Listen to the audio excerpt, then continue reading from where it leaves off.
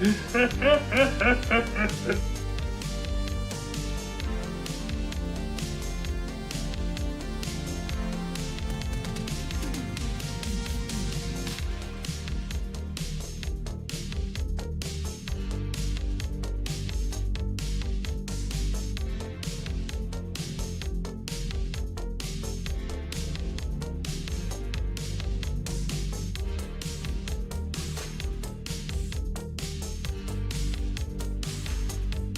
you familiar with the Pinball Network? If you're not, maybe if you just give me a moment to speak directly to you about what the Pinball Network is and what it could mean to you. The Pinball Network is a collection of content creators across multiple media. That's YouTube, that is podcasting, that is Twitch streams. Okay, I'm talking to you. And they do it out of the goodness of their beings, out of the goodness of their souls, out of the goodness of pinball, to further pinball as a hobby and the community. That is the reason they do the things they do. They do it they do it for you.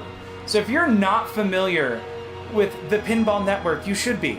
I suggest you check out all of those people who are a part of the network. You should give each of them a follow if what you're interested in is soul-enriching pinball-related content.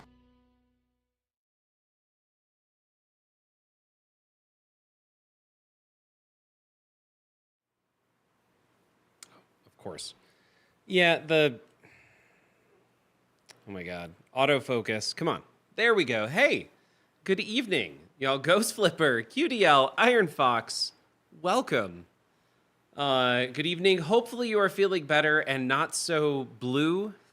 Yeah, got a little bit more energy. I feel like today than I have recently, especially late at night, man. It has been a struggle. And JZ mentioned earlier, maybe it was yesterday, that it hasn't gone away, so I should probably start treating it like a sinus infection at this point. But we're here. Hi, good evening. My name is George. This show is Don't Panic Flip. We're sitting down here for a second. I haven't honestly had a whole lot of opportunities to sit down today.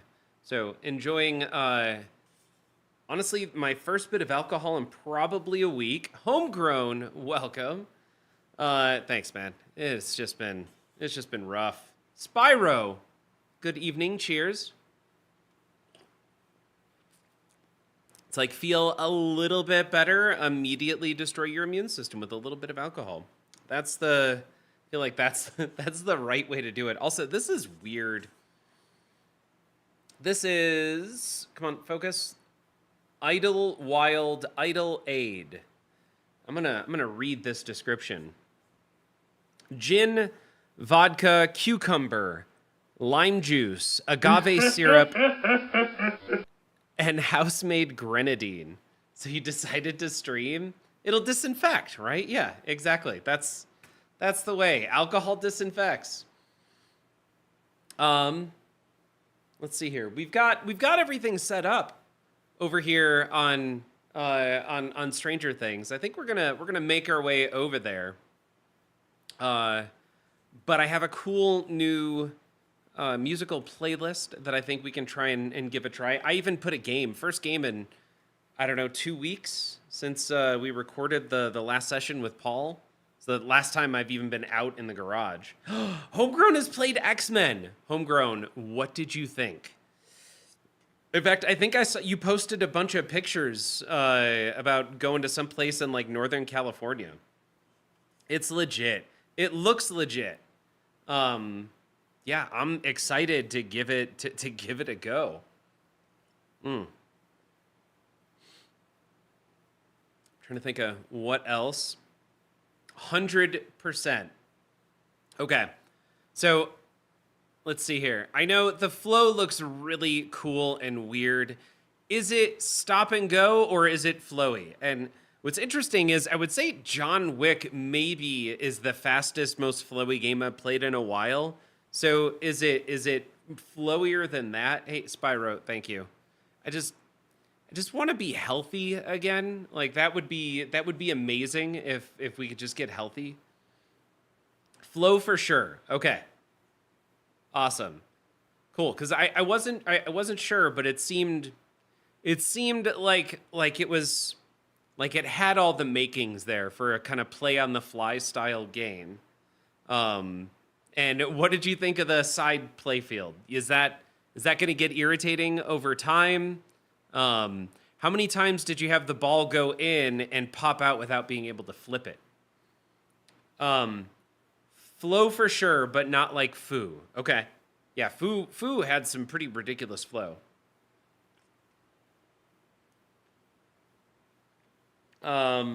Never. Okay. I saw it happen, I feel like on the stream a few times. I watched Jack's stream. I think I saw 2 different streams. Hey, CNK. Eric just got 52 billion on TAF. Oh my God, the Addams Family. CNK, I was watching that earlier, and he was putting up some pretty big points. The builds are new, working out the kinks. Okay. You know, I've noticed on Stranger Things, the newer build of Stranger Things is definitely different. And I could probably point out some things that feel really different about how this version of the game plays as compared to the original version, the Pro I got when it first came out. Actually, it wasn't when it first came out. I think I got into it a little late. It's kind of frustrating because DICE told everybody how great of a game it was well before it actually started to grow in popularity. Now here's the next question. Homegrown, did you get a chance to play Avatar yet? Because I got sick. I never made my way out to Denver. I heard there was at least one in Denver. Or if anybody, sorry, not just Homegrown, if anybody had an opportunity to play it. Nope. I would really like to play Avatar. It looks awesome. I would say the thing I would assume after having watched some streams of it at this point is that it might be a bit of a long playing game as well. They had it locked in a box. That reminds me of Galaxy Quest when he's like, deliver me the Omega 13. And he's like, you know what, Cyrus, you're right. Just give me a minute. I'm going to put it in a box for you. And for some reason, anytime someone asks me for something that I didn't want to give them, but I was reluctant to give them, but I have to give them anyways, I always think of that scene. And I've quoted it, I'm guessing, 15 to 20 times. No one has ever gotten that quote. They had it, but they weren't sharing it. It's just, hold on a second, I'm going to put it in a box for you. I love that line. I wish we could pull that line into this. It was Commander Taggart from Galaxy Quest. All right. Here's a fun question for you. Who would win in a fight between Commander, it's Taggart, I think, right, from Galaxy Quest, and Shatner? As, I'm not a Star Trek fan. What was his name? Captain, not Picard, Captain... Right, no, forget Riker. Captain Kirk, there we go. All right, we're gonna ask ChatGPT that.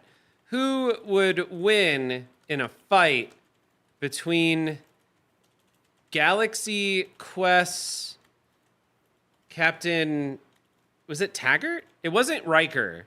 Taggart versus Star Trek's Captain Kirk.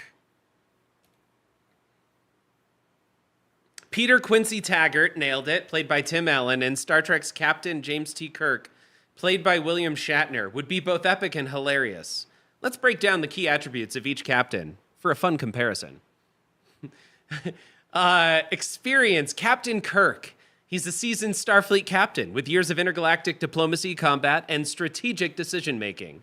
He's fought aliens, space gods, and even outwitted powerful computers. He's a skilled tactician and fighter, often using his wits to turn the tide of a battle. Captain Taggart. At the start, Taggart is technically just an actor playing a captain on a TV show. However, by the end of Galaxy Quest, neither, because they don't exist. We'll get there. He's had real-life experience fighting aliens, flying a spaceship, and leading a crew under pressure. He's shown quick thinking in high-stress situations, but lacks Kirk's lifetime of genuine space exploration. Fighting abilities. Kirk, famous for his signature Kirk Fu, those dramatic double-fisted punches and body slams. He's a brawler with a good mix of physical strength and improvisational tactics. He often wins fights through sheer determination and cleverness. Taggart, this is great. I'm really enjoying this idea, by the way, of pitting two things or people against one another and seeing who ChatGPT thinks would win. Taggart, while he didn't start as a fighter, Taggart has shown he can throw a punch or two when it counts, especially after his adventures in space became real. Plus, he's good at thinking on his feet, but let's be honest, he's not as seasoned in hand-to-hand combat as Kirk. Wow. So it goes through leadership and teamwork, resourcefulness, attitude, and style. And then finally, we get to the verdict. Luke! Hey, y'all. Just popping in for 2 minutes. George keeps getting sick because he's so excited about seeing me again in Vegas. I just hope, Dice, that I get the opportunity. I hope I'm not sick. And if I'm not sick, I hope you are ready for an epic 3 days. I don't know what we're going to do. Probably more like 2 days because I think we're all leaving on Tuesday. But I hope you're ready because I could really use 2 days to just let loose. I'm so excited. Dice, thank you for swinging by. Are you allowed on social media or on Twitch or YouTube at this point? Is that even legal? So, the verdict. In a pure physical fight, Captain Kirk probably takes the win, thanks to his extensive combat experience, grit, and classic Kirk Fu moves. However, let's party like it's 2009, says Dice. Dice, I'm in. However, in a battle of wits or charm, Taggart might surprise Kirk. He's got the ability to think on his feet and rally a crew behind him, plus he'd probably use some clever or lucky tactics, relying on his newfound real-life space skills and humor to confuse Kirk long enough to land a sneaky victory. Ultimately, Kirk wins in most cases, but Taggart would definitely put up a fun, chaotic fight and probably end with the team sharing a drink while Kirk tries to figure out if this guy was for real. This is all, by the way, from ChatGPT. I said I'd pop up from time to time. My legality is entirely at my leisure. All right. Well, in fact, Dice, I don't want to pull you in any longer than what you want to be here, but we just asked ChatGPT who would win, Captain Kirk or Captain Peter Quincy Taggart from Galaxy Quest in a fight. So what would be the next comparison you would want to make? Who's two unlikely individuals that you would want to know who would win in a fight? Because ChatGPT is never wrong about these kinds of things. And I have one if we don't come up with one quickly. I have a good one that I just thought of. Robots, yes. Robots will take over the world. It was Captain Kirk. So this would have been OG 60s or 70s Captain Kirk. Why can't I suddenly think of his name? Ooh, Bruce Lee versus the Ip Man. All right, keep it coming though. Dice, we're gonna come back. But I gotta. Who would win? Who would win in a fight to the death? Bruce Lee or Ip Man?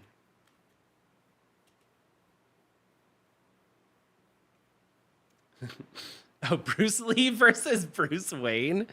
Are you guys going to the PHOF? To the Pinball Hall of Fame? CNK, I don't know. I've been there once before. And I was just whelmed. There was a lot of games that were broken. So I don't know that I would make the trek out there again. Hey, Cole, welcome. If you're just joining us, we're asking ChatGPT to help narrate who would win in fights in really weird situations. The last one was Bruce Lee versus Ip Man. A fight to the death between Bruce Lee and Ip Man would be an incredible showdown between two martial arts legends, but it's a complex question because they had different strengths, styles, and philosophies of combat. Let's break down their attributes for a hypothetical comparison. Training in martial arts style. Ip Man, the legendary grandmaster of Wing Chun. Ip Man's style focuses on close quarters combat, center line strikes, efficient movements, and controlling the opponent's energy. He was a master of the art and famously took on multiple opponents at once during his lifetime. His ability to counter and neutralize attacks is key to Wing Chun's philosophy. Bruce Lee, a student of Ip Man. In his early years, Bruce Lee evolved his style into Jeet Kune Do, JKD, which emphasized the style of no style. Lee believed in breaking away from traditional forms and incorporating elements from various martial arts, like boxing, fencing, judo, and wrestling. His adaptability, speed, and physical fitness were unmatched. Ooh, we're getting some good ones here. We're getting some good ones. So we're going to come back. Next up, they go through physical conditions. Ip Man was a master tactician and a skilled fighter. I'm summarizing here so we can do a few more. Physically, Bruce Lee was in peak condition throughout his life, known for his lightning-fast reflexes, incredible strength for his size, and exceptional agility. Lee pushed the boundaries of what the human body could do. Let's see. It goes over mentality and approach to combat, fight philosophy, experience, the fight itself. All right, here we go. The fight itself. In a fight, Ip Man's deep knowledge of Wing Chun would give him a massive edge in controlling Bruce Lee's movements in close quarters. He would likely be able to neutralize some of Bruce's flashy attacks, keeping the fight close and conserving energy. Ip Man's calm demeanor and experience in real-world fights would allow him to maintain control and stay focused. How many Bruce Lees would it take to take down Ip Man? That's a good question. Bruce Lee's strengths. However, Bruce Lee's speed, adaptability, and ferocity would be overwhelming in a prolonged fight. His ability to strike quickly and mix styles would likely frustrate Ip Man. Bruce's unpredictability and modern, more well-rounded combat approach would put Ip Man on the defensive, and Bruce's stamina could outlast him in a longer fight. The verdict. If we're talking about Ip Man in his prime versus Bruce Lee in his prime, it would be a close and intense battle. Ip Man's mastery of Wing Chun might allow him to control the flow of the fight at the start, especially in a close quarters situation. But Bruce Lee's speed, versatility, and physical fitness would likely give him the upper hand over time. His ability to adapt to any style combined with his fist, aggressive techniques might eventually overwhelm Ip Man in a brutal one-on-one fight to the death.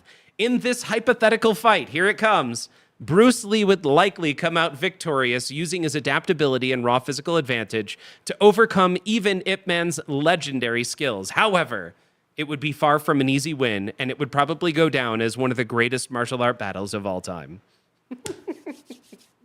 So there you go. Homegrown, coming in hot with Ip Man versus Bruce Lee, and the computer thinks Bruce Lee would win that fight. All right. Cole asking the next one. Wait, Dice, did you come up with one? Oh, and Dice also said Bruce Lee, no contest, would win. Got it. So I think everybody was leaning that direction, but I am really curious now, who would win in a fight to the death? Who would win in a fight to the death between a wolf spider and a praying mantis in 0G? It's a really weird setting. 0G changes everything for these creatures, especially since their movements, balance, and strategies are designed for a world with gravity. But here's a breakdown of how this fight might go down. Bruce Lee versus Stan Lee. We're going to come back to that. Okay, I'm going to finish this up, but here's what I want. I want one person to give me one thing we could arm Stan Lee with that may give him a chance against Bruce Lee. I don't think a gun is enough. So what one thing would you give to Stan Lee which may allow him the ability to beat Bruce Lee? A pencil. Okay. Let's see here. It goes into mobility and zero G. Wolf spiders are ground hunters and rely on their speed, agility, and precise pouncing to catch prey. They don't spin webs, so they need stable surfaces to move quickly. In zero gravity, this advantage would be severely limited as their movements wouldn't provide the same controlled speed. The spider would have to rely on trying to jump or push off surfaces, which could result in awkward floating movement. Without gravity, the wolf spider, normally agile, leaps would become slow and disoriented. The praying mantis, being a stalk and strike predator, relies on ambush and precision strikes with its raptorial forelegs. Wow, I feel smarter reading this out loud right now. While it also uses gravity for support, it might have a slight edge in zero G because it can twist its body midair and has more dexterity in grabbing prey. The mantis could slowly move through the air by pushing off surfaces and might have better control in zero gravity compared to the spider. It goes really in depth here. Hunting and attack style, zero G environment and adaptability, physical attributes. In zero gravity, the battle would be slow, with both creatures floating awkwardly. The wolf spider might try to leap at the mantis, but without gravity, it could end up floating uncontrollably. The mantis, with its better dexterity and ability to grab prey, would likely manage to catch the spider in its raptorial forelegs after a few awkward clashes. Once the mantis gets a hold of the spider, it would start devouring it, using its strong forelegs to keep the spider pinned and immobilized. In zero gravity, the praying mantis has a clear advantage. Thus, in a fight to death in zero gravity, the praying mantis would most likely emerge as the victor, slowly but surely dismembering and eating the wolf spider. There we go. We now know in zero gravity, a praying mantis would beat a wolf spider. All right, we get a pencil. A cattle prod, says Dr. John. I'm going to go with a cattle. I don't think the cattle prod does it. A precisely placed sharpened pencil. Let's see. Luke says a Blu-ray copy of Kung Pao. Enter the Fist. I feel like you guys aren't taking this seriously. I'm pretty sure they actually did put a spider in space to see how they spun webs. Honestly, I would say that Stan Lee would find something Bruce Lee would talk about and just argue them to peace. All right, I'm asking it. Who would win in a fight? Bruce Lee or Stan Lee?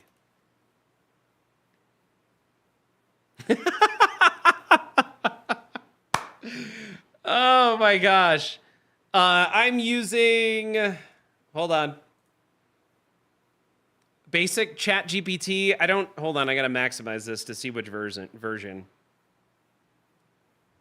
I don't actually know how to pull up the version in the current rev of this. I'm not upgraded. How about that? So I'm using whatever the free version of this is. So, in a hypothetical fight between Bruce Lee and Stan Lee, the outcome is pretty straightforward.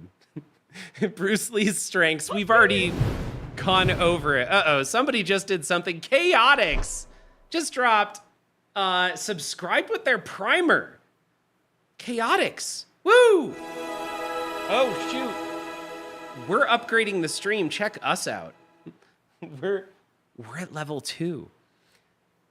Bruce Lee's strengths and fighting ability. Stan Lee, oh, we're doubling up here.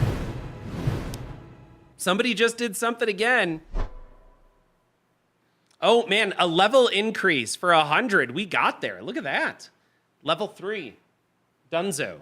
Oh, this isn't set to go up to different levels. We'll get there. We'll get there. Stan Lee, the legendary comic book creator, was responsible for giving the world superheroes like Spider-Man, X-Men, the Avengers, and many more. His strength was his creativity, imagination, and storytelling abilities.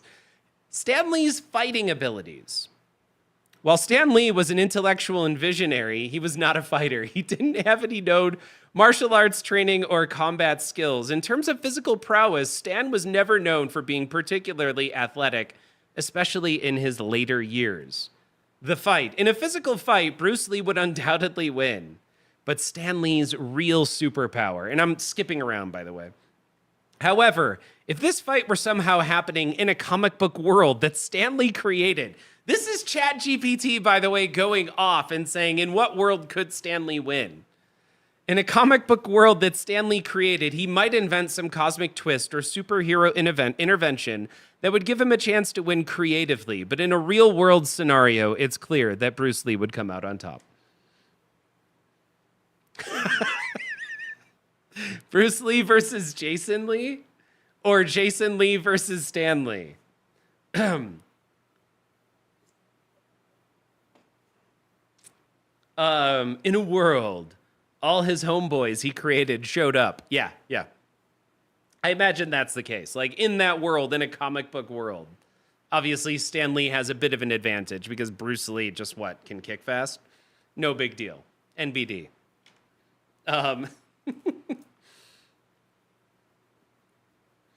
Gives up. ChatGPT became Jason Lee in Mallrats. Now, I love Jason Lee in Mallrats. Are you saying Stan Lee versus Jason Lee from when they were both in Mallrats, I guess? Jason Lee would just bore their ears off about Scientology until they gave in. I want to see the sailboat. Oh, look, it's a schooner. It's not a schooner. I forget what he says, but he calls him something. It's a sailboat. A scooter is a sailboat, stupid head. Gonna have to drop off early. I'll have to watch this tomorrow for sure. Hey, Iron Fox, have a great night. Thank you so much for hanging out. Buchanan see the sailboat. Chaotix. Well played. All right. I love this idea of who would win in a fight. Also, you can get really interesting with it, by the way. Let's go with Isaac Clarke from Dead Space versus Sergeant Johnson from Halo. Interesting. Okay, let's do it. Who would win in a fight between Isaac Clarke from Dead Space and Sergeant Johnson from Halo? What's his name? Major Sergeant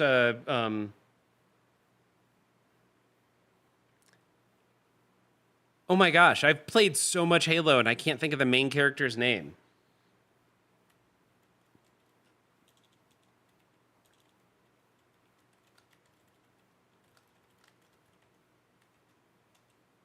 Master Chief, thank you.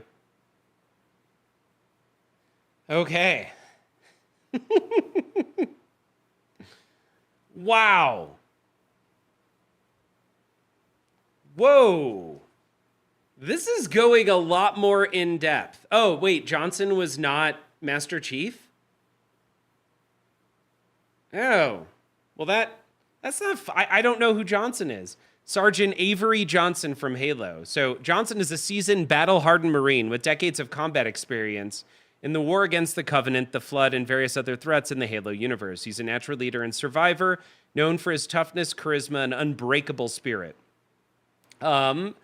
Isaac Clarke is an engineer-turned-survivor who has faced terrifying monsters known as necromorphs, hostile aliens created from reanimated corpses. He's not a soldier by training, but has adapted to become a resourceful, resilient fighter. Isaac regularly faces overwhelming odds in extreme environments.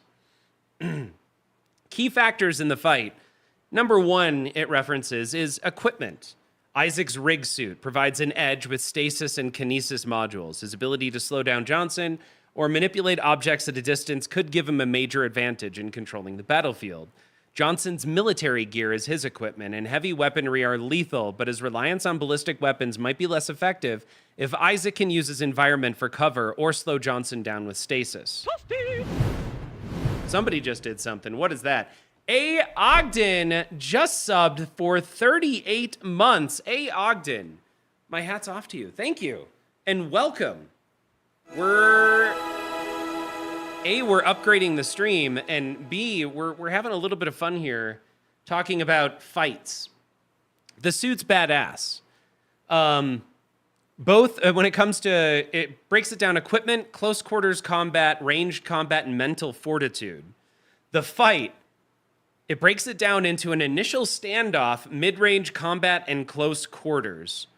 And it's all about Johnson closing the gap. The verdict, it says, in an all-out fight, Isaac Clarke would likely come out on top due to his advanced technology, tactical use of stasis and kinesis, and devastating plasma-based weaponry. His ability to control the environment and slow Johnson would neutralize Johnson's superior combat training and strength. While Sergeant Johnson is a tough and seasoned warrior, Isaac's futuristic engineering tools and raw survivability in extreme situations give him an edge in a one-on-one counter. Isaac Clarke would win, but it would be a hard-fought, intense battle. Okay, so now I've got a situation here. This is the last one before we switch over to some pinball. Imagine you have to go with Saturday morning, let's say 90s cartoons. I'd go with early 2000s, but let's go with like SpongeBob on one side and He-Man on the other. What battle? Actually, let's do it this way. Who do you think would win versus anyone in a fight? Pulling from old Saturday morning cartoons. Dom Hanks, welcome. Never got a stream notification. Dom Hanks, check that notification button.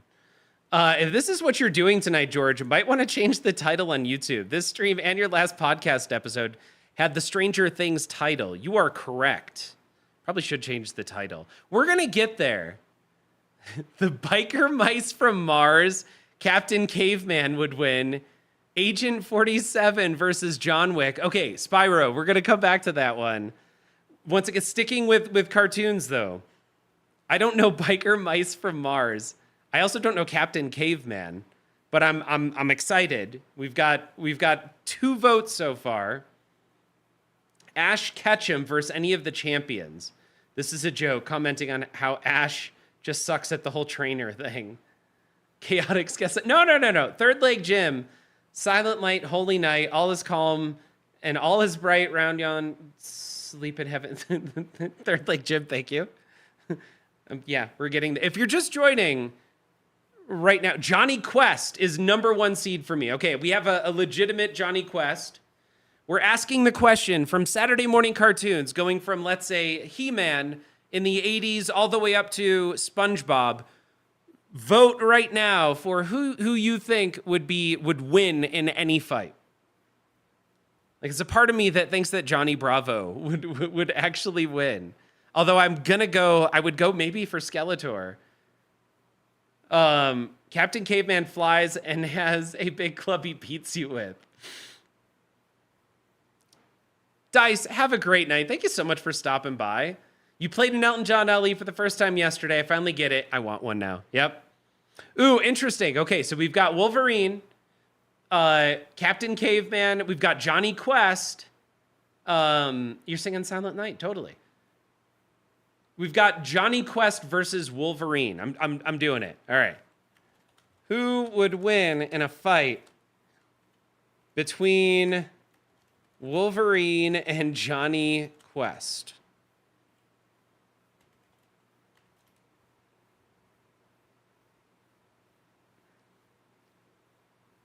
All right. It says, it would be fun, but a somewhat one-sided battle, given their very different skill sets and backgrounds. Let's break it down. Not even fair. Did you just... Yeah, Dom Hanks. Dice was on via YouTube. So Wolverine, obviously we all know who Wolverine is. Wolverine's strengths are healing factor, adamantium skeleton, superhuman senses and strength, and combat skills. And Johnny Quest, is a teenage protagonist from the Johnny Quest animated series. Genius adventurer often finds himself in dangerous situations, but relies on his intelligence and resourcefulness to survive.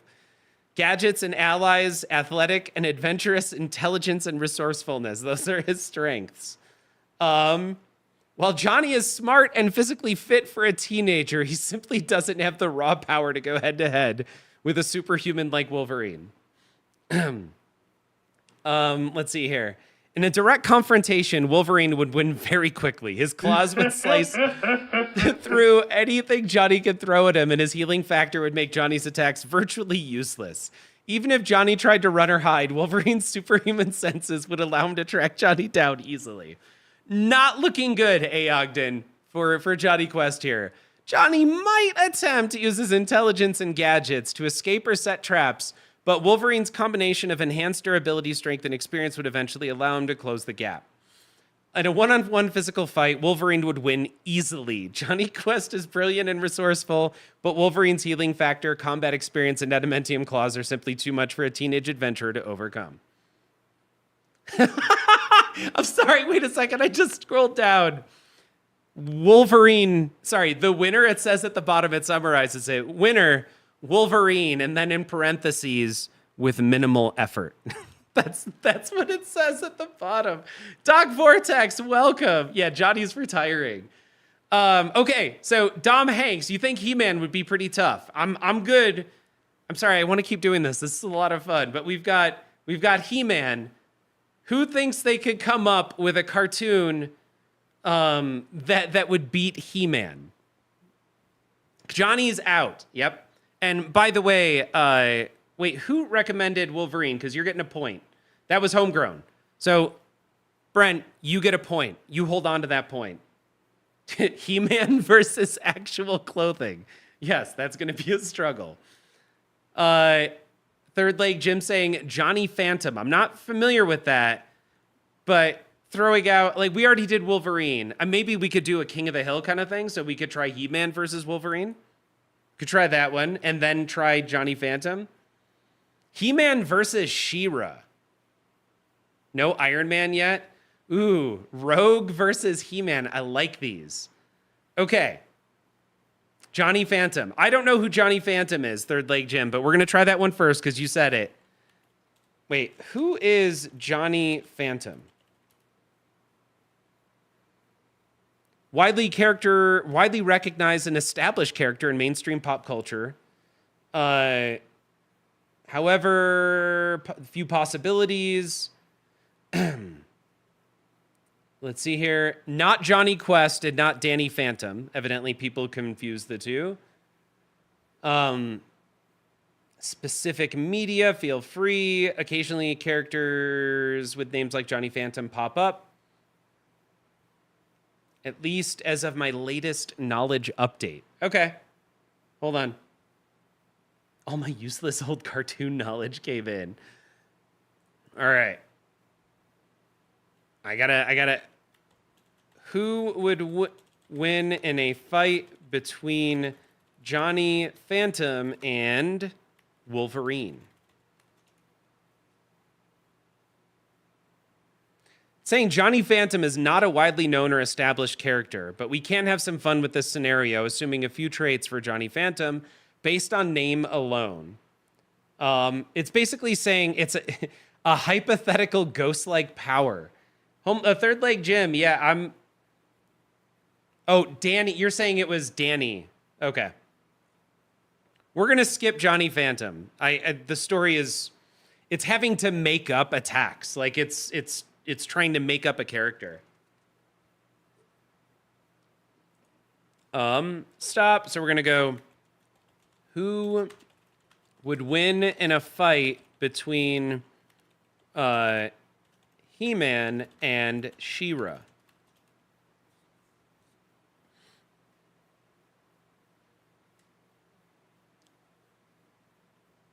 There is wait, He-Man versus Lion-O. I don't know Lion-O. Got it. It would be Danny Phantom. Iron Man versus Rick Sanchez. Third Leg Jim. We're going to have to come back to that because I want to know who would win in that one.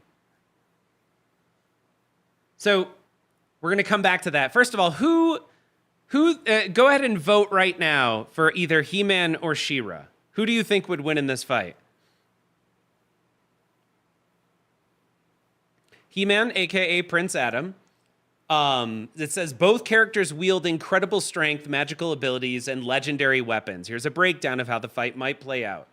He-Man has superhuman strength, sword of power, invulnerability, highly resistant to physical and magical attacks, and combat skills. She-Ra has superhuman strength, sword of protection, agility and speed, and leadership in combat. A. Ogden's saying She-Ra. Dom Hanks saying He-Man, hands down, not a question. Key factors in the fight, physical strength. Both He-Man and She-Ra possess superhuman strength, and it's often depicted as being almost equal. However, there are instances where She-Ra demonstrates slightly more agility and fluidity in combat, which might give her a small advantage in terms of maneuverability. In raw power, they are likely evenly matched, with both capable of lifting immense objects and performing extraordinary physical feats. Weapons, the Sword of Power versus the Sword of Protection. Both swords are nearly indestructible and channel the power of Grayskull, so they would likely be equally powerful in a head-to-head clash. However, She-Ra's Sword of Protection has more versatility, being able to transform into other weapons or tools such as a shield or a lasso, which could give her an edge in adapting to different combat situations. She can also use it to heal herself or others, which adds to her versatility. Combat skills. She-Ra has more refined combat training and is often depicted as more agile and tactical fighter. Her combat skills are sharper, and her ability to outmaneuver enemies may give her an edge in terms of speed and reaction time. He-Man, while powerful and resilient, fights with raw strength and less finesse. He tends to rely more on brute force, which works against most enemies, but might make him slightly less adaptable in combat situations that require more strategy. Oh, wait, 1980 He-Man, no question. 2022 He-Man, no way Jose. Okay. I don't know what it's pulling from right now. I'm going back up to the top. I didn't realize they were siblings. Okay. Princess Adora and Prince Adam. Got it. Going back down. The fight. So it somewhat narrates it. CNK, thank you. He-Man would just have kids and read books at night. We've read, I don't know, like 40 or 50 books at this point. He-Man would likely engage first, using his brute strength and charging at She-Ra with powerful strikes. She-Ra, with her agility and superior combat skills, would likely dodge and use her sword's versatility to keep He-Man on his toes, perhaps turning it into a shield to block his attacks, or using its healing powers to recover from any injuries. The fight would likely be a drawn-out affair, with both siblings showing incredible durability and strength. He-Man might gain the upper hand in pure physical strength, but She-Ra's versatility and strategic thinking could give her the advantage in the long run. She could use her agility and sword's transformative abilities to create a weapon or tool that could help her neutralize He-Man's attacks. The verdict. Hey, Sir Snarf. Alex, how the heck are you doing? How was the rest of your stream? What we're doing right now is simulating ridiculous battles between characters that might never fight each other, and utilizing ChatGPT's capabilities to get verdicts on who would win. Oh, OBS crashed. I'm sorry. In a straight-up fight, She-Ra likely has the edge due to her superior combat training, agility, and the versatility of the Sword of Protection. While He-Man is incredibly strong and tough, She-Ra's quick thinking and adaptability would allow her to outmaneuver and outwit him. That said, He-Man's sheer resilience and strength would make it a close fight. The winner, She-Ra, but it would be a close and epic battle between the two. There we go. ChatGPT thinks She-Ra would win, and it doesn't specify the newest Netflix series that came out in like 2018, 2017, or the 1980s version. It would definitely be interesting. Now, here's the fun one. Iron Man versus Rick Sanchez.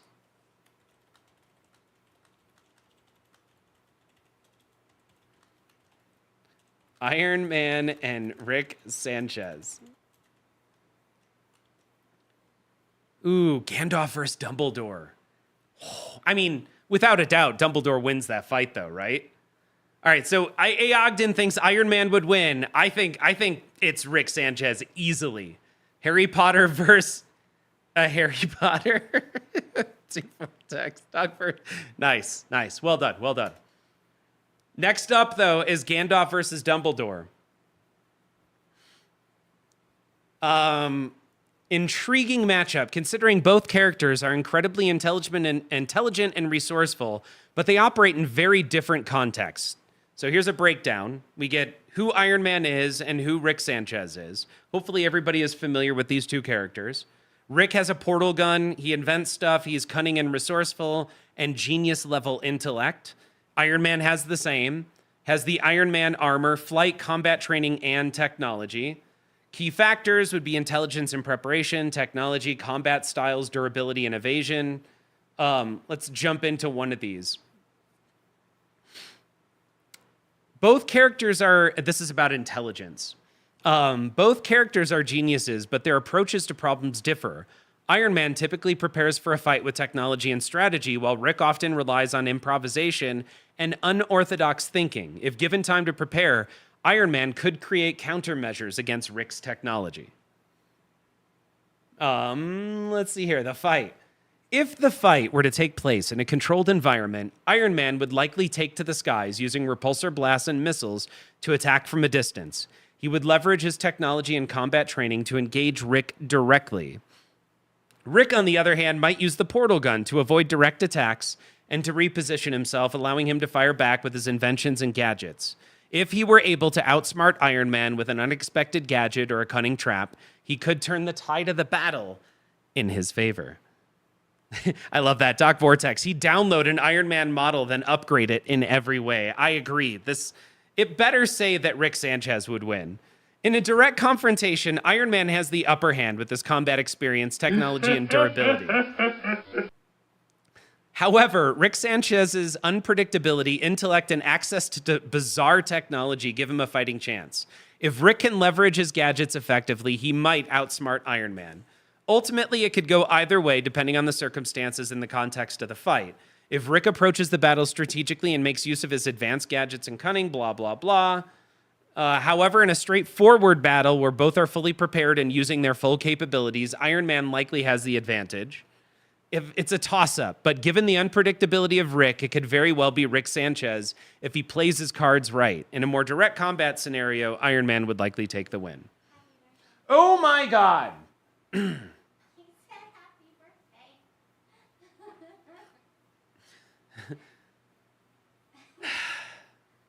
Thank you.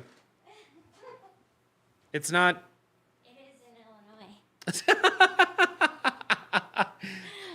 Illinois. Yeah, thank you. Happy birthday. Thank you. It's not my birthday yet. I have an hour until my birthday. Where in the place you were born, it is already then. But when will then be now? Okay, we're having a lot of fun with this, by the way. So the next one is, who would win a fight? Tilted Spider, welcome. I know. Stewie versus Rick. That's kind of that's a good one. Although Rick, once again, feel like wins. I'm gonna change this up a little bit though. So check this out. This is Dumbledore. Oh, thank you, Alex. It's not my birthday yet. Birthday is in Illinois. It's already your birthday. I know, but we're in Colorado. Yeah, but you weren't born in Colorado. I know, but I'm living in Colorado right now. Yeah, but... If you want to go by that, I wasn't born until 7 a.m. Oh, now you're going to... You're now that's the level at which you decide you're gonna hold back? Yeah. So, we've got an hour until my birthday. What was I going to say, though? Oh, so we're going to change this up a little bit. I'm going to tell ChatGPT, I want you to narrate a battle to the death between Dumbledore and Gandalf in 4 scenes. Fighting himself? Hey, Cole, have a great night. Thank you so much for hanging out. Oh my God. This is so great. I hope you guys are ready. Hush and let her have fun celebrating you, George. Ferret, thank you. Thank you. Let me let you have a drink there. Yeah? All right. Good night, Jay-Z. Good night. I was reading and I was waiting for this time. Hey, Spyro, thank you very much. All right. Scene 1, The Gathering Storm. The sun dipped low on the horizon, casting long shadows across the ancient forest where two legendary wizards would soon clash. At one end stood Albus Dumbledore, headmaster of Hogwarts, with his long silver beard flowing like a river of light. He adjusted his half-moon spectacles and tightened his grip on his wand, the Elder Wand glimmering with power. This is so awesome.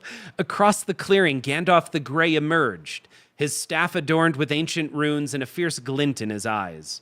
The wind rustled the leaves, whispering tales of the impending confrontation. He looked at Dumbledore with a mixture of respect and resolve, knowing that this battle was not just a test of strength, but of wit and wisdom. Dumbledore spoke first, his voice calm yet resonant. "We both know the stakes, Gandalf, but let us remember the value of our time. There is no need for death." Gandalf replied with a knowing smile. "Sometimes the weight of our choices lead us down paths we cannot foresee. Let's see if you can withstand the storm." Thanks, Ferret. You rock. Dance Panda, thank you. Thank you for the bits. 42 bits. Because I'm turning 42 years old. God, I feel old. That was scene 1. We've got 3 scenes left. Scene 2. This is the big one. Wait, who's voted? Have we gotten votes yet? Who do we think is going to win? Gandalf or Dumbledore? I don't even know how to create a poll. /poll. Oh, there we go. Who wins? Who wins? I'm going to do this here. Gandalf, Dumbledore. Starting a poll. Boom. Who wins? We've got a minute. Jump in. Dumbledore. We got Ferret Fawcett says Dumbledore. Bits don't buy a shirt. No one. No watch, no shirt, Jay-Z. No watch, no shirt.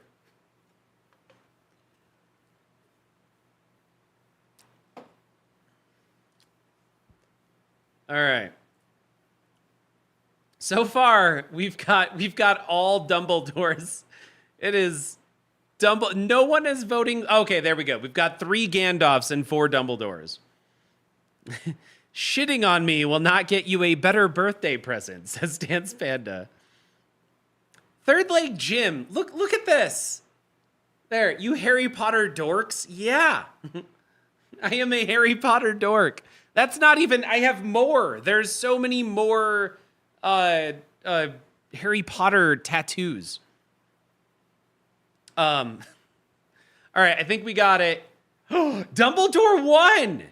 Oh, of course. Yeah, sorry. I was saying Dumbledore's 1 at 4. All right, here we go. Scene 2, the clash of powers.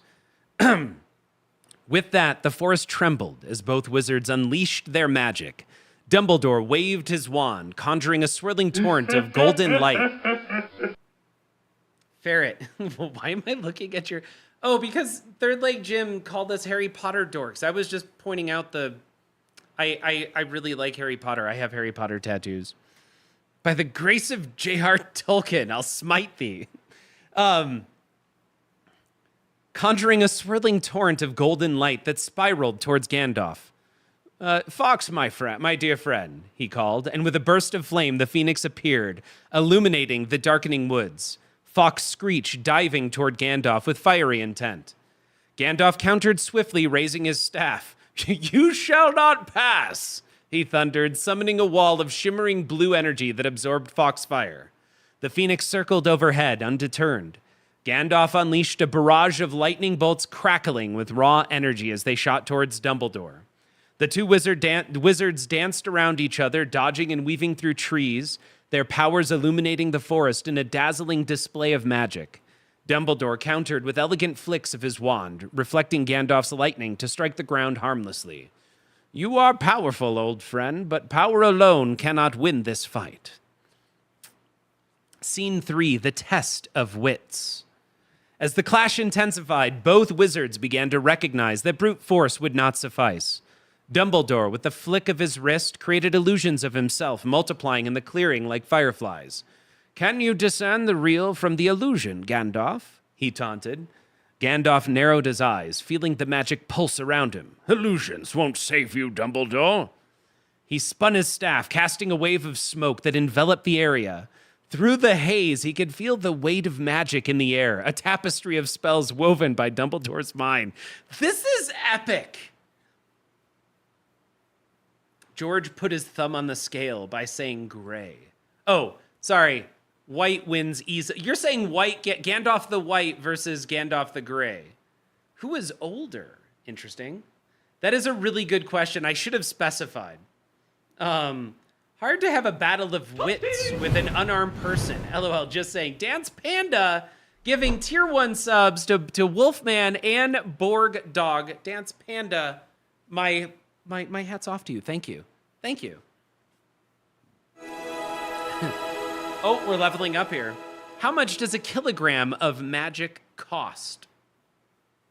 We've hit stream level 5, and we can, I know you can't see the benefits of it right now, but there are benefits to hitting level 5.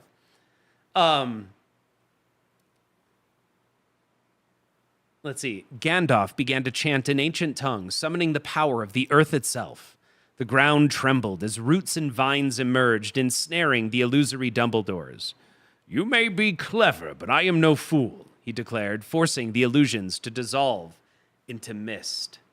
At that moment, the real Dumbledore seized the opportunity. With a swift gesture, he released a burst of blinding light, illuminating the forest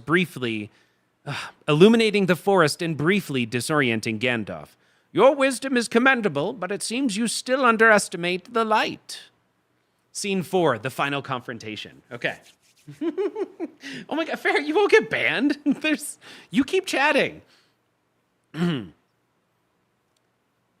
clearing was now a battlefield of magic, the air thick with the essence of their power. Gandalf shook off the daze, determination etched across his face. This ends now, Dumbledore. With a powerful strike of his staff, he summoned a massive wave of energy, a shockwave that threatened to uproot everything in its path. Dumbledore stood firm, raising his wand.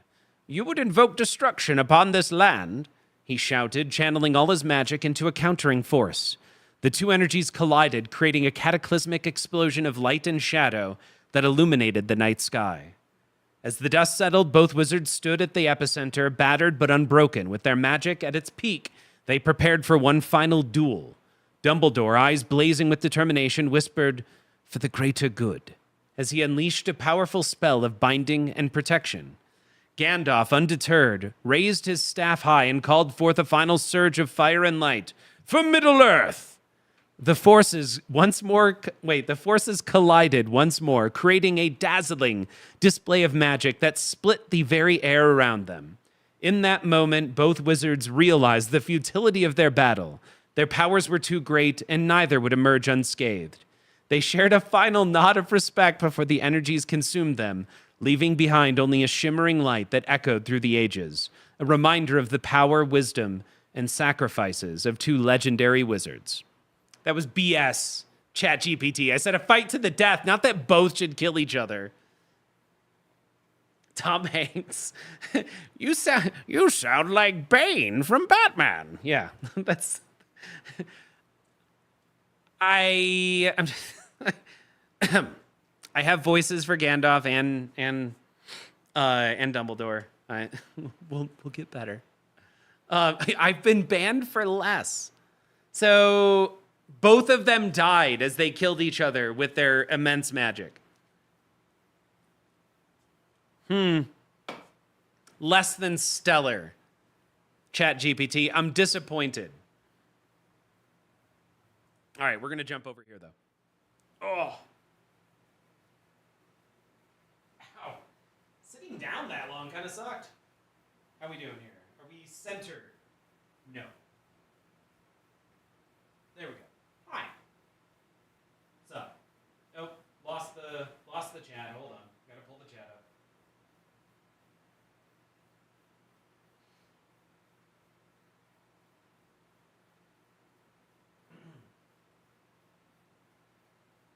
Stream manager. There we go. But Gandalf would come back as Gandalf the White and kick his butt. CMK, George, I'm blown away at your You're blown away that I can read? I don't know what to do with that information, CNK. I hope you meant it actually as a compliment. Oh.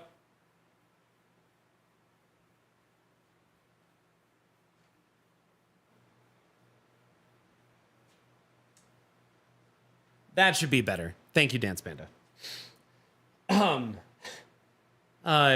I forgot that I left it muted from the last podcast. Oh, the voice work. CNK, thank you. No joke though. If you have a kid, you're forced to do voices. Otherwise, after like 30 or 40 books, you would just get bored of always reading it all in the same voice. You got to give everything its own unique voice. That's also why I don't know if you remember, there was a while there where we were reading kids books. And I read Dragons Like Tacos. Your face is so tiny in this layout. Thank you. Like, better than having a very large head. I don't. Ugh. Yeah, that's great. We'll just leave the hat on. Your face is so tiny. It's just so many compliments here. Let's play some pinball. Has anyone heard from any of the North Carolina pinball peeps like Pez? Pez, fair, unless Pez went out to North Carolina, Pez lives about 40 minutes from me, normally. But there are other North Carolina peeps. Did you say tacos? Did I?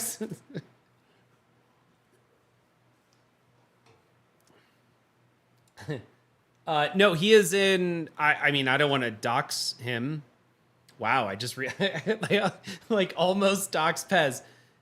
Pez lives close-ish to me. I'm little frame. It's fine. Yeah. There you go. Not in North Carolina. Not in North Carolina. Yeah. All right, here we go.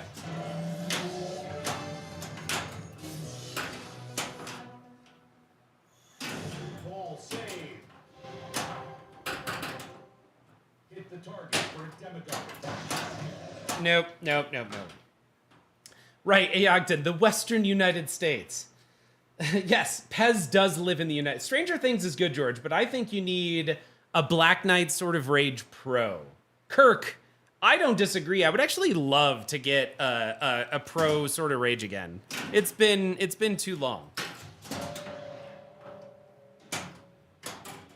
Hey, that counts.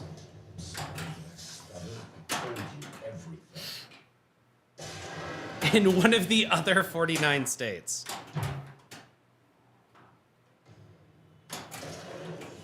Two. Looking good here.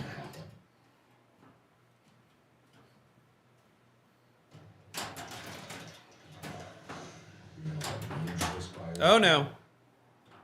All right. You keep talking. It's okay. They just put in a Black Knight Sword of Rage where I play, and I have been loving it. Hey, Ogden, yes. It's a super fun game. I mean, obviously, you want like the topper helps make that game amazing.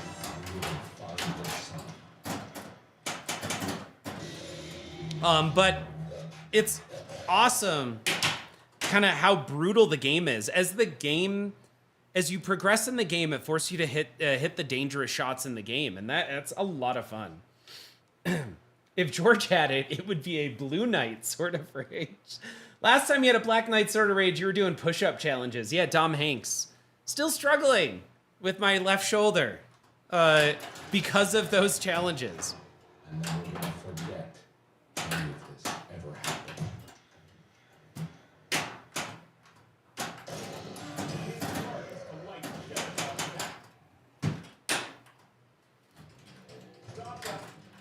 We tilted and oh. I love having Steve Ritchie mock me. Yes. Ghost Flipper, nicely done with the blue.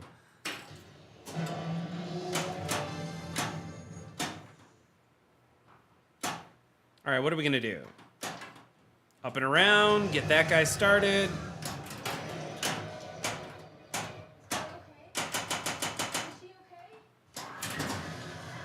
Looking for Barb. All right, who's got an idea where Barb is? Tilting a machine that George owns? I don't believe it. Anyone got a suggestion on where they think Barb is? I think I'm gonna go right orbit or right ramp. She's dead, Bob. Nope. The mystery shot. Got it. It was right ramp.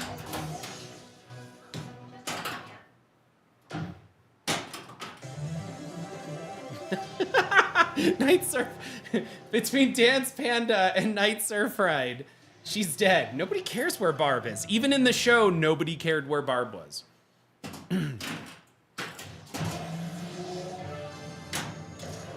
I mean, I guess that was kind of not until she was dead.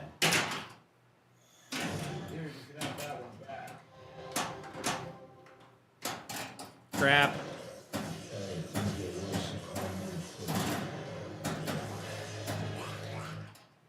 I vote George does voice work for Stern. That sounds like actual work.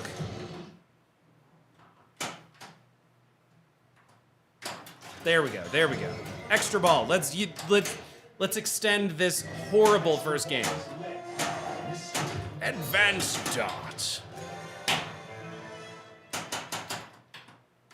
There it is. Bust out the Demogorgon. We're gonna let this just go. Let's see what happens here. That worked out well. And go left orbit. Got it. To left ramp. Got it. I think it's that.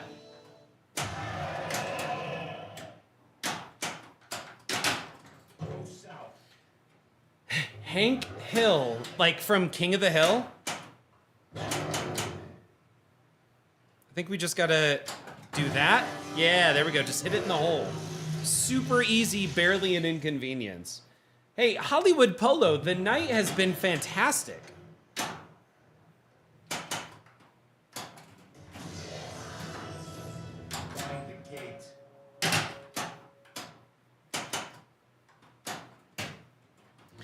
Get there, follow that compass. Kirk Hobbs, Dice was just on the stream earlier. And yeah, we're gonna go hang out in Vegas actually.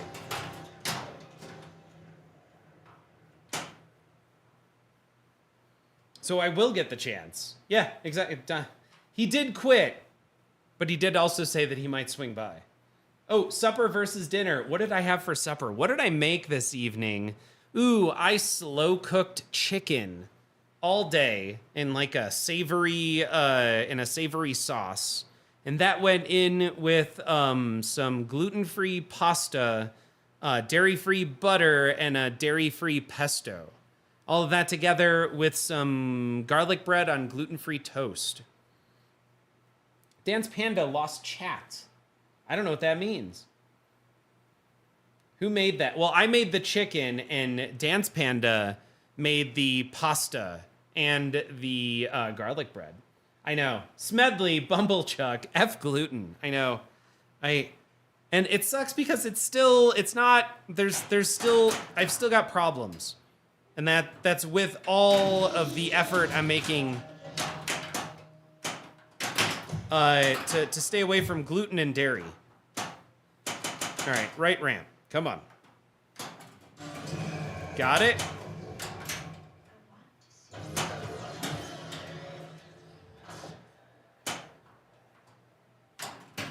That should be a multi-ball and a mode shot. Boom. Day old pizza, but reheated in the air fryer. It was delicious. C&K, that sounds amazing. God, I wish I could eat pizza.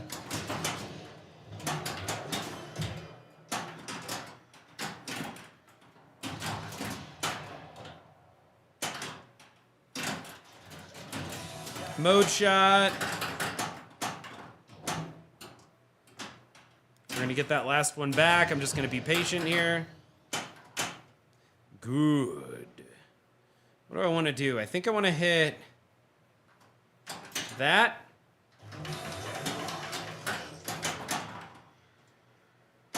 Yeah. Gosh darn it.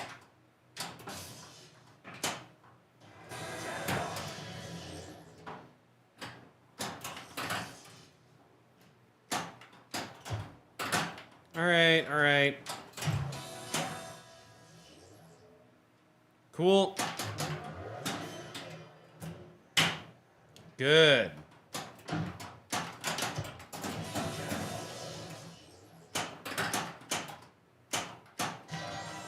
Mystery is lit. Get up there. First isolation. I'll take it on that one. Tom Selleck versus Burt Reynolds. Mustache battle to the death. Third Leg Jim, I actually like that. I think that would be a really good one to try out. Okay.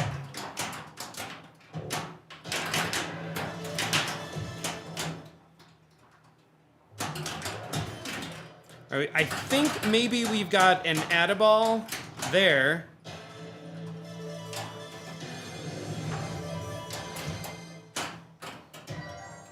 Mystery.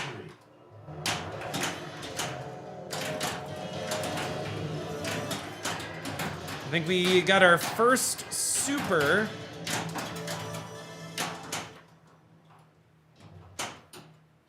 Good. We're gonna go left orbit. Awesome to whatever that shot is called. There's our super. That was crap game. I can't believe you just did that to me.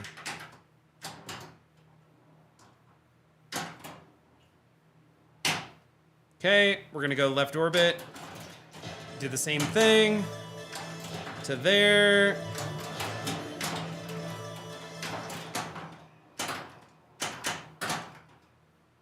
Okay, we've got 2x lit. Crap.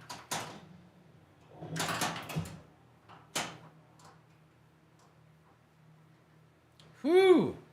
Celiac is the pits. My wife is in the same boat. Oh, Smedley, that sucks. I'm so sorry.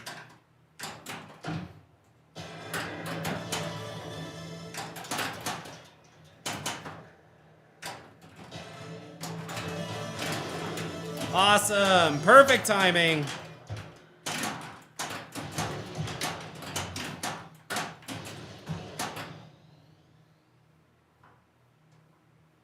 Thank you, game, for that wonderful little bit there. So we're going to go...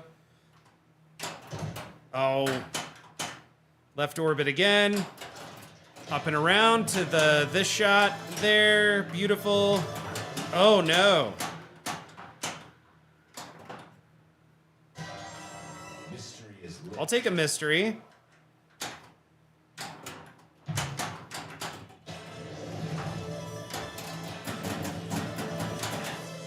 Cool.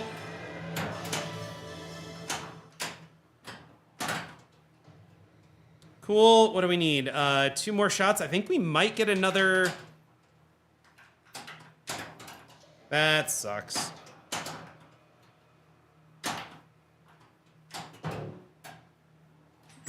Easy. You're gonna tilt. Cool. All right, burn it back.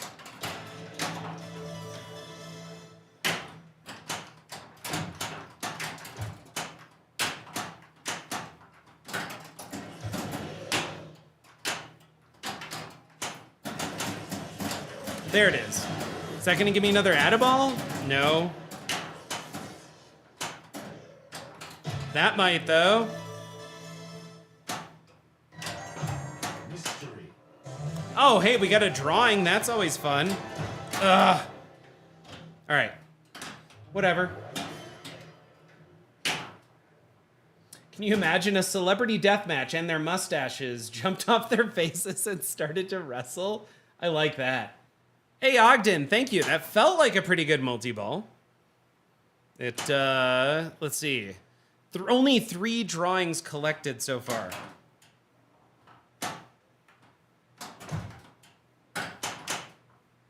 All right, let's try this. Wow,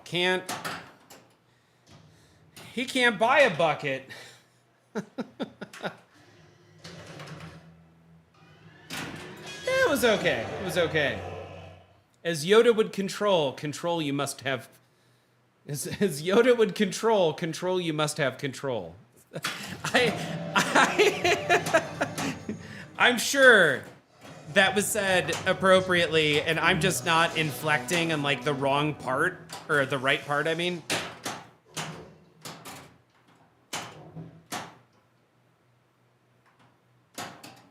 All right, so we got to get back into all of these modes.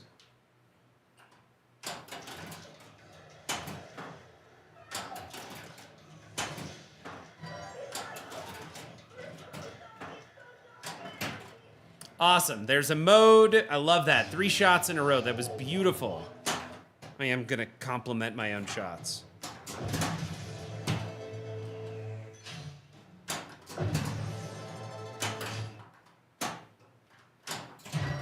What are we going to get? Don't add time. Inflection is key.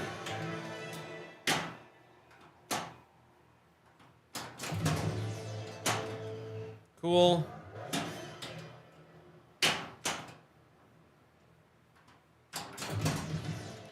So what I'm trying to do is avoid hitting the middle, and I'm trying to just tag one of these.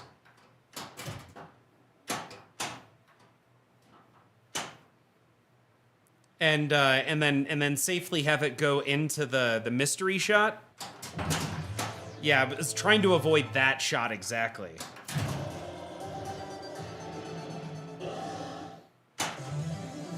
Four drawings, we're getting there. All right, we're gonna go left ramp.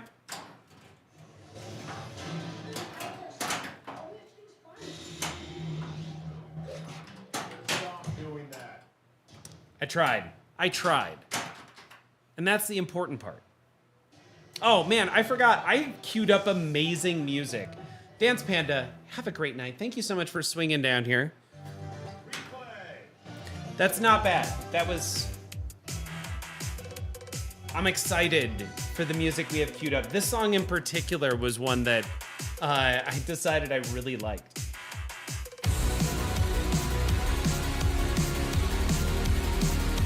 Might be a little loud.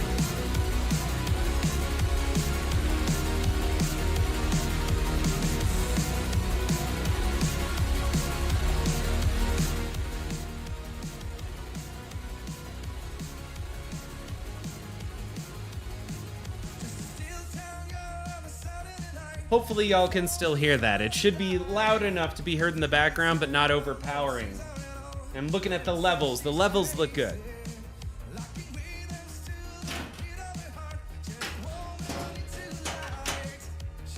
All right, here we go. Round two.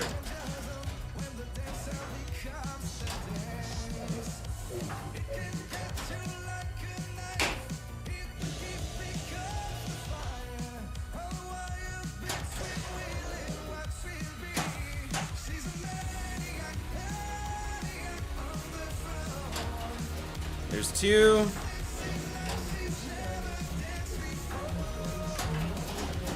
Awesome, hitting all the shots here.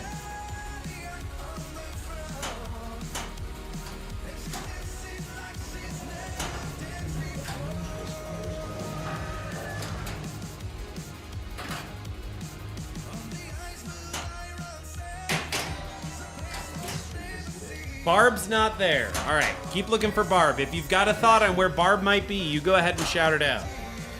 Bonus multiplier. Look at that, 3x bonus. Can you keep a secret? No, I'm actually really awful with secrets. Barb found, second one.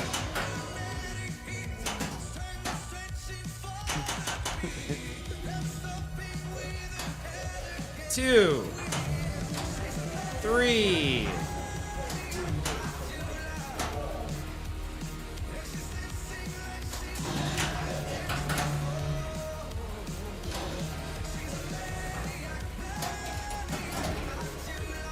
You've never been to Disneyland? Oh, wow, that sucked. Third leg, oh, is it? No, we're not there yet, Dance Panda. Still not birthday time. You've never been to Disney? I've actually never been to Disneyland either. I've only been to Disney World.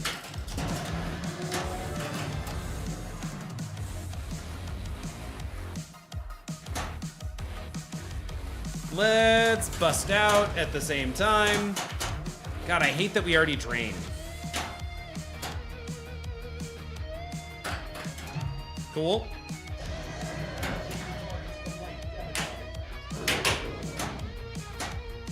All right, backhand the left ramp. Nice and slow. We're gonna go right ramp. We're gonna go left ramp. I mean,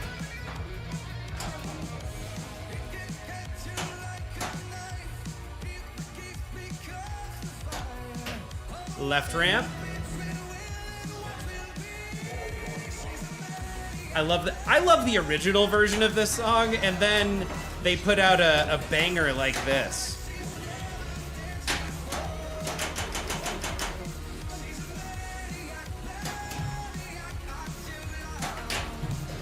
Not good, not good. We don't. Ugh.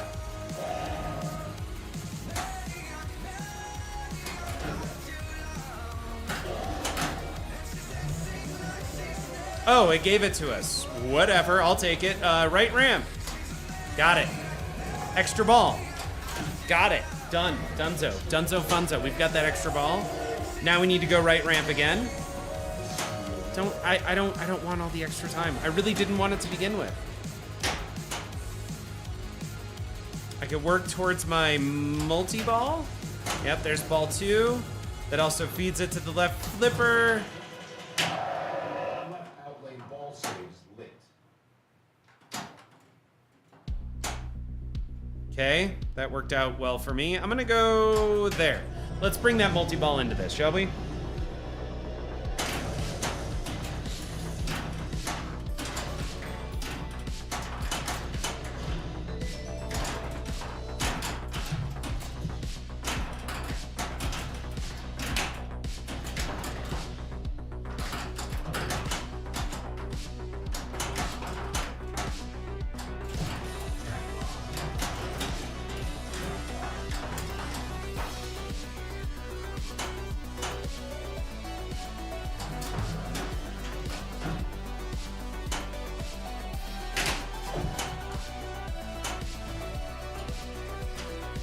That was a big waste of a multi-ball. I don't think I hit even one shot. So, right ramp to left orbit.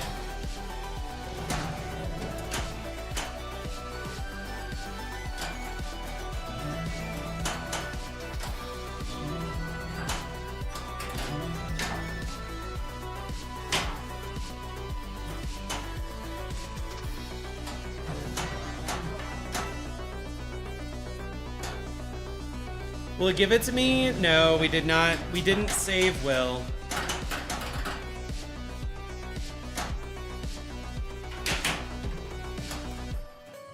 Left orbit here.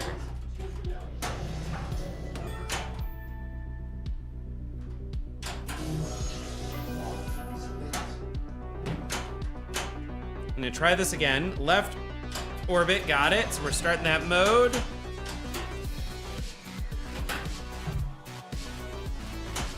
Awesome, now we're gonna go left ramp, we'll grab that lock, we got our mode shot. This is, I think, 5 shots total in this mode. Shouldn't be too difficult. There it is, left orbit, got it. Let's go ahead and grab that mystery shot.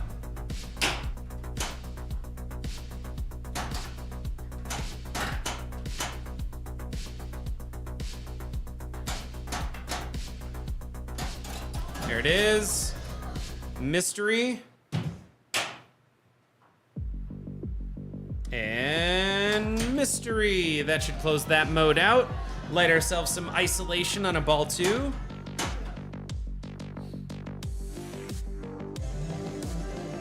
Yeah, this playlist rocks. Left. Oh no. Left ramp. There it is. Isolation. Isolation 1. This is the first mini wizard mode. We've got another mini wizard mode after this.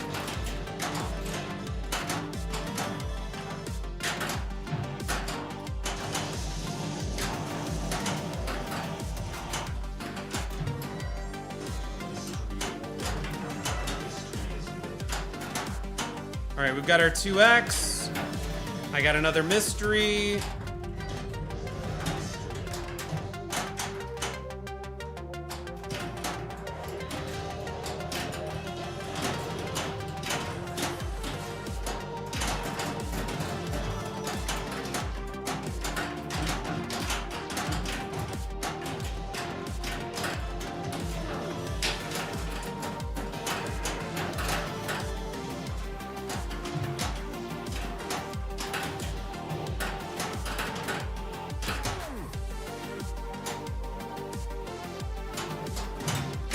Oh my gosh. Give me that last trap him. Yeah.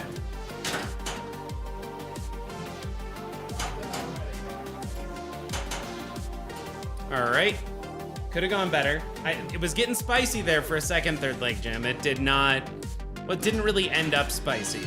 But whatever, that was a ball 2.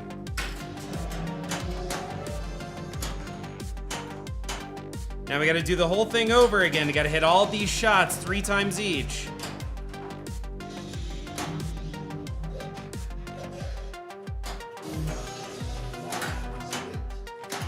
Give me that back. Give me that back.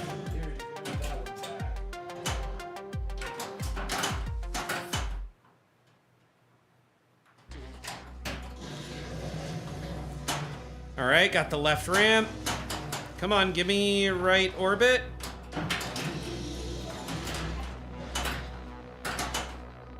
Nope. Timing that out. That sucked.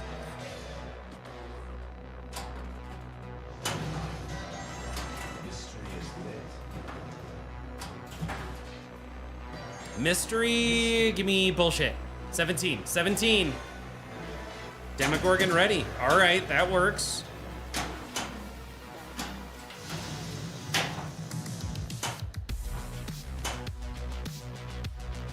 Let's go left orbit.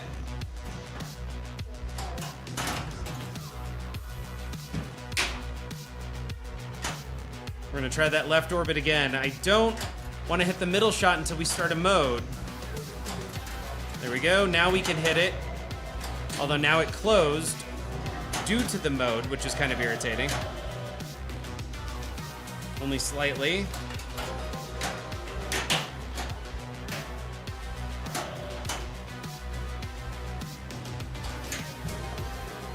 All right.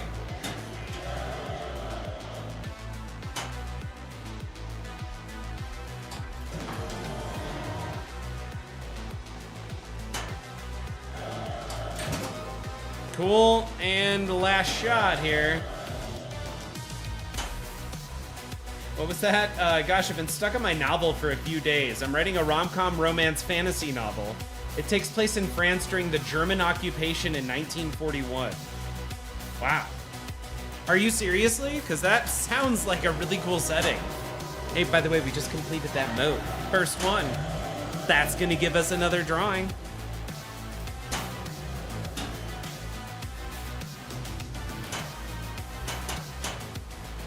Also, we need another mode. Crap, I did not know that we were on ball lock number 2.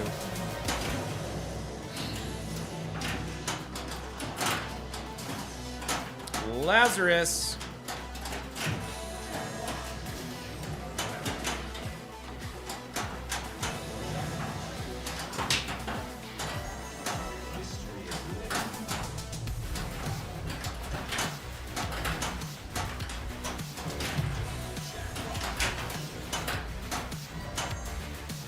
Add a ball.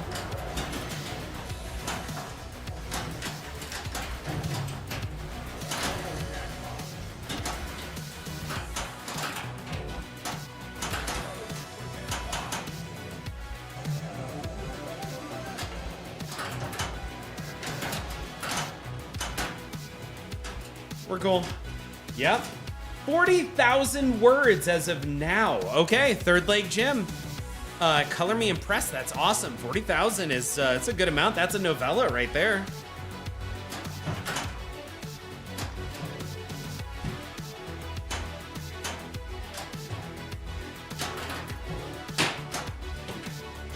I just wanted to start one more mode.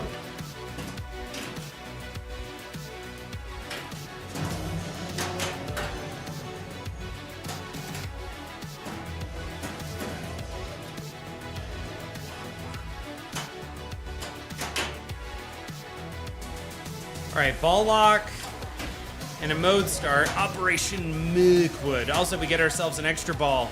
Let's grab it. Actually, that starts a mode. Yeah, so we're gonna go right into our multi-ball. That's not good. Better though. There.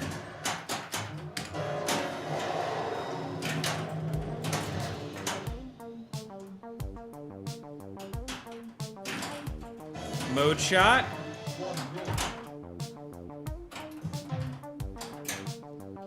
All right, we got our add a ball. I'm sorry, extra ball.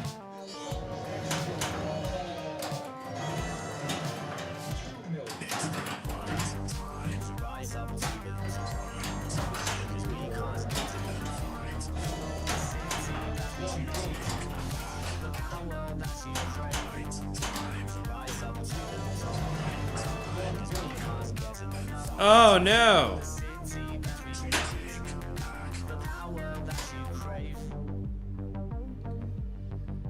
Let's see here. It was at 60,000, but my literary agent told me to cut it down and re-edit it back to 58. Tess Bishop, welcome. What have you thought of X-Men gameplay videos so far? So far, I like it. It does look like the ball gets caught up a little bit. But I guess I just want to play it. Could be that it wasn't pitched enough in some of the videos.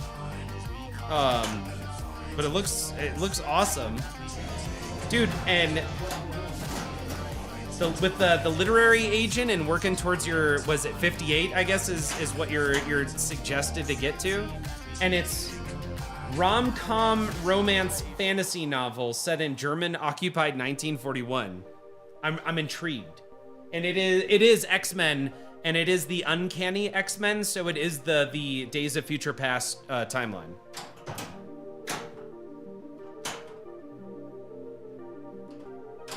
Oh no. Didn't even get close. So, but it is Days of Future Past and Uncanny are very similar.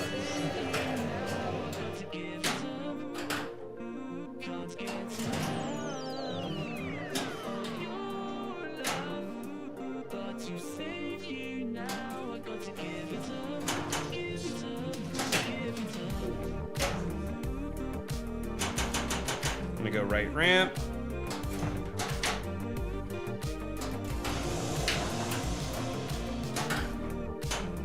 Okay, we're gonna try that again.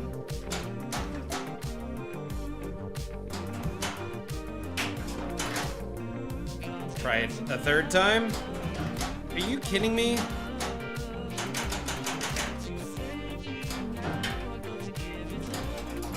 Whatever.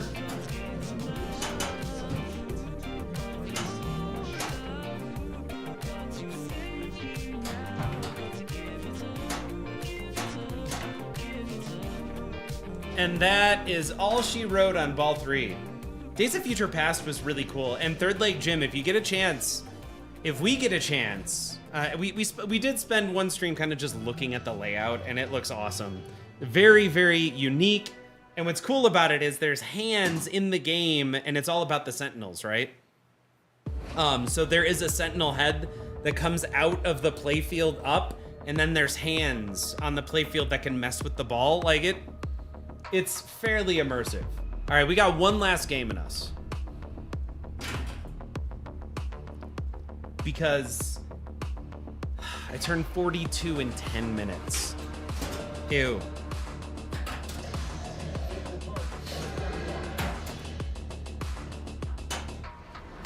Are you talking about the game, or are you talking about the plot mechanism to Third Lake Jim that makes his story interesting, right? Like, I'm curious as to Tess Bishop, who was where Tess Bishop was directing that question. I'm imagining that was directed at Third Lake. Mamma mia, that's a spicy meatball. Kiwi, welcome. Time to break out your DPF. I know. We're there. We're at my age is the answer to life, the universe, and everything. Uh-oh.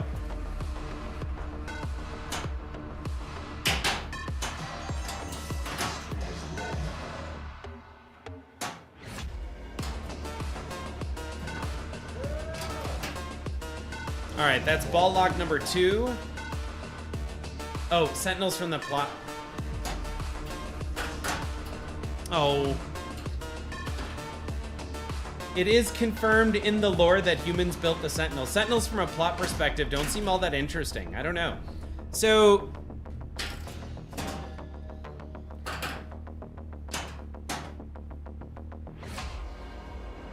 you and the viewers. Sorry, I thought you were asking Third Lake Jim to go into his fantasy romance rom-com. And because it was fantasy, like what plot device did Third Lake Jim use in his story that that's unique or that sets it apart? I would be interested in hearing Third Lake Jim answer that.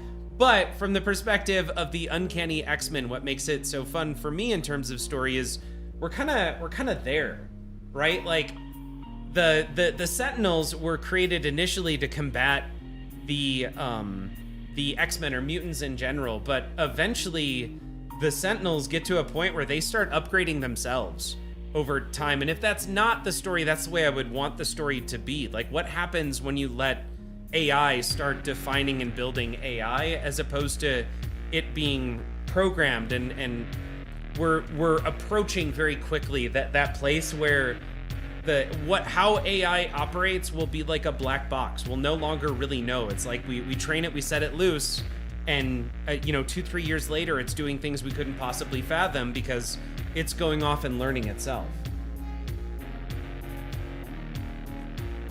A free novel on your Substack. You're referencing something like Substack? I don't know that.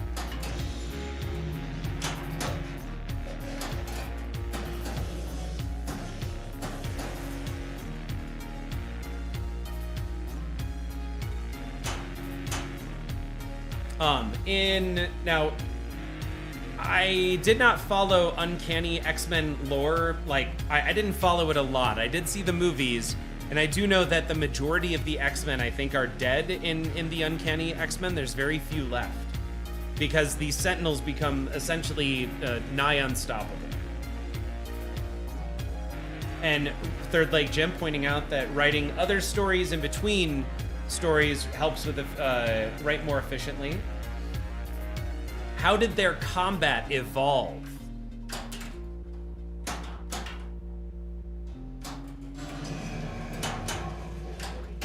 In the movies, the combat evolves because they start figuring out how to create their own superpowers. So the Sentinels end up being essentially mutants, but they all have because they ended up getting access to Mystique, they steal Mystique's ability, and Mystique can actually not just take on the person, but Mystique also takes on like a slightly adjusted version of their powers. So the Sentinels in the movies, and I don't know if this is consistent with the comics, but in the movies, the Sentinels take on it's like once they get access to your powers, now they have full access to your powers, and any of the Sentinels can easily swap between any of the powers that any of the Sentinels have ever stolen from another being. It's like a hive mind mentality, and they have all mutants' powers.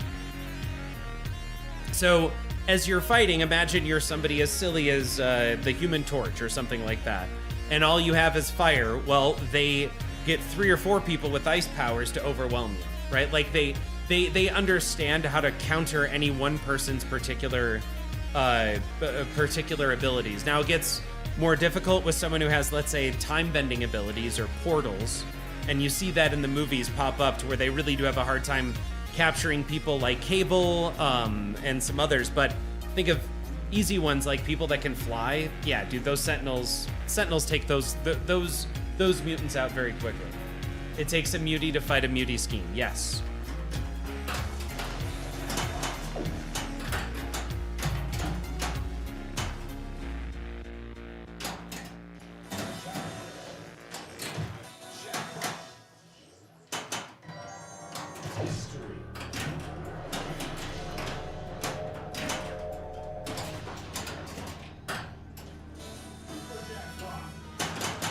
Super jackpot.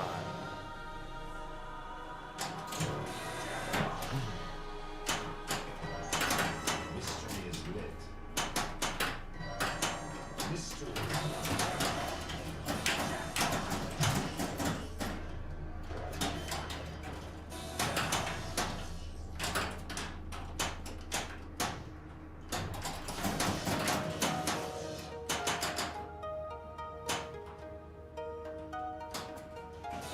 Got it. Got it. Oh, no.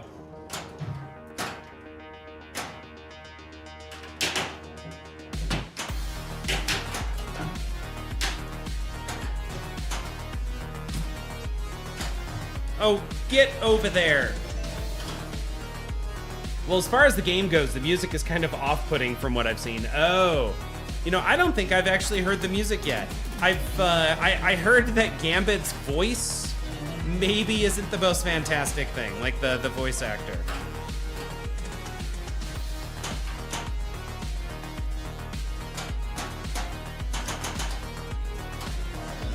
Got it, got it.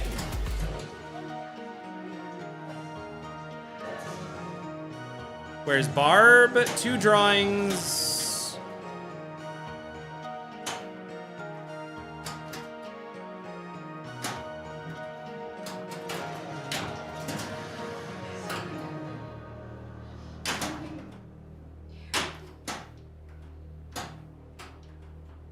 That's not good. All right, what are we gonna do? Right ramp. Oh no.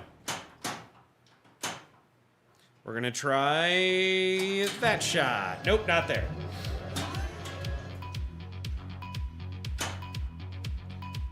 So how committed is he anyway? Wait, I don't know what that means when you say committed. Gambit? And Third Leg Jim, if you're still here, I'm curious as a writer, you know, there's different styles of writing. You have people that go like heavy on the outlines as opposed to discovery writing. I'm curious, what kind of a writer are you?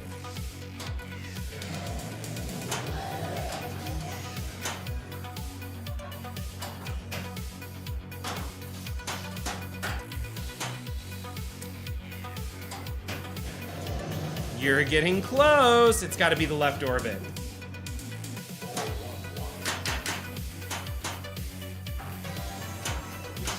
It's got to be left orbit. Got it.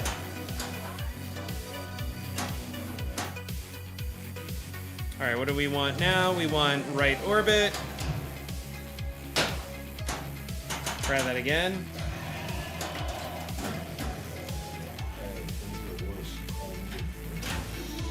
Oh, Charlie, I don't know who that is. Charlie Benante. Oh, it's 12 o'clock. Kiwi, thank you. Birthday time just happened, and maybe that was ball 3? We, of course, know and honor Scott Ian. I don't know who he is either. The off-mentioned Pantera and Anthrax. Okay, so Charlie Benante did the, is he the guy who did the riff to Sword of Rage?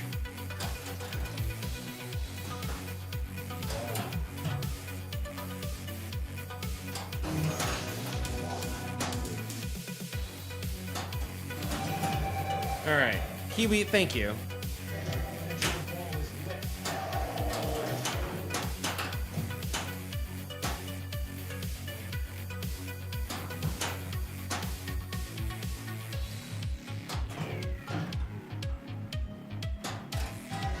All right, there's some. Oft plugged by Stern Staff. Third Leg Jim, thank you, and thank you. Oh no.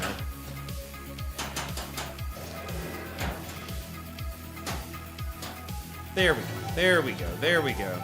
Oh my God, find the shot, dude.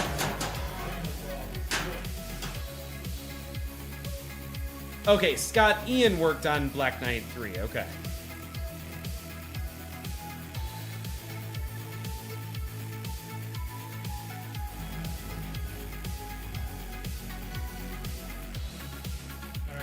All right.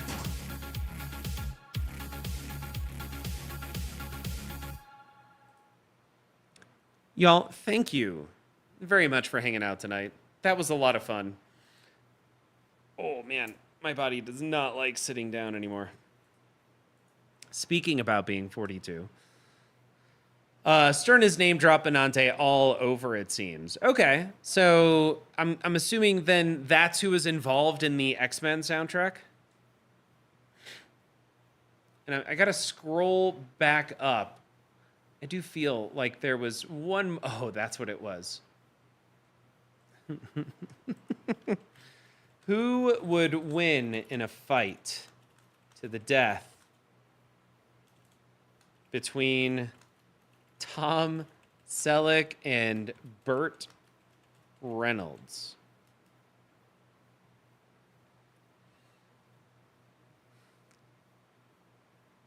All right, it breaks down background with strengths. Tom Selleck has a good physical build, combat skills, and tactical thinking.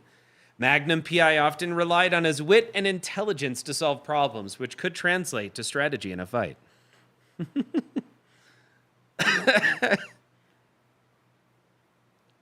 I guess as George R.R. Martin has said, some are architects and others are gardeners. The architect knows everything about their stories, and a gardener just plants and sees what happens. Okay. Thank you, by the way. I wasn't sure if you were here when I asked that question. Although, which kind are you? Are you an architect or a gardener? And Burt Reynolds, known for his charm and rugged looks, gained fame from films like Smokey and the Bandit, Deliverance. He embodied a tough guy persona that resonated with audiences, often playing characters who were both daring and humorous. Let's see here. The fight, the setting. Picture a deserted warehouse, dimly lit with crates scattered about, perfect for a classic action showdown. Initial confrontation, they might exchange witty banter before the fight begins, showcasing their charm and charisma. Then, with a mutual nod of respect, they would engage. Tactical moves, Selleck would likely take a strategic approach using the environment to his advantage, while Reynolds might rely on agility and quick reflexes to evade. As the fight escalates, they would engage in hand-to-hand combat. Selleck, using his strength, might attempt to overpower Reynolds, while Reynolds could use his speed and cunning to evade and counterattack. Ultimately, while both actors have their strengths and appeal, Tom Selleck might have the edge in terms of physicality and combat readiness due to his action-oriented background. However, Burt Reynolds' charm and unpredictability could certainly level the playing field, making it a close match. The winner, per ChatGPT, would likely be a hard-fought battle, but if pressed to choose, Tom Selleck might come out on top, utilizing his physical strength and tactical advantage in combat. There we go. Okay, so Third Leg Jim is a gardener. I never plant anything. I plan anything. I just make things up as I write. That, by the way, is what we call discovery writing. My favorite Burt Reynolds role is when he showed up on Archer. I know, as it was either his mom's boyfriend or as his dad. Maybe it was his stepdad. But yeah, Burt Reynolds was amazing on that. I think it was his mom's boyfriend. Yeah, I think it was mom's boy. I think so. There we go. Y'all, I really dig this like who would win challenges. That was a lot of fun. I want to do some more of those. We're gonna do something fun with that, I think. Otherwise, thank you again for celebrating 42 years on Earth with me here this evening. We'll be back on technically today, but in all reality, tomorrow after a good sleep. Got to drop the kiddo off at 8 o'clock at school. I don't know what else is going on. Just work and school. Oh, and then drinks after work tomorrow. Tequila tasting with friends. And Ogden, it is. All right, Third Lake Gym. We do have to try this one. Who would win in a no holds barred? That's an interesting phrase. Fight between Elon Musk and Mark Zuckerberg.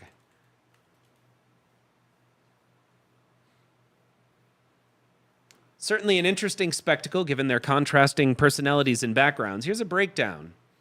The CEO of SpaceX and Tesla, Musk is known for his ambitious projects and larger-than-life personality.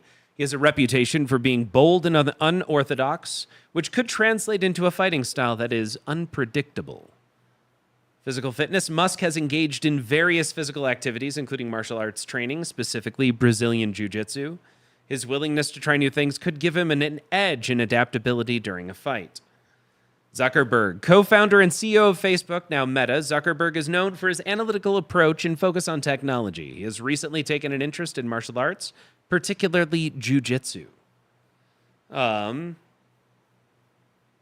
Key factors, physical conditions. Both Musk and Zuckerberg are relatively fit, but Zuckerberg's recent focus on martial arts training could give him an advantage in terms of technique and conditioning. Zuckerberg has actively trained in Brazilian Jiu-Jitsu, giving a solid grounding in grappling and submission techniques. Musk, while having some martial arts experience, may not be as well versed in specific fighting techniques as Zuckerberg. Let's see here. The verdict. A no-holds-barred fight. Mark Zuckerberg likely has the advantage due to his active training in Brazilian Jiu-Jitsu, which would give him practical skills in grappling and submission, while Elon Musk has the unpredictability and determination that could make for an exciting fight. Zuckerberg's focused training could ultimately allow him to secure a victory. Mark Zuckerberg, leveraging his martial arts training and tactical approach in a controlled environment, would win. So there you go. ChatGPT is saying Zuckerberg would win in that fight. Now, you guys have a great night. Let's go find someone to raid. See ya. Eventually.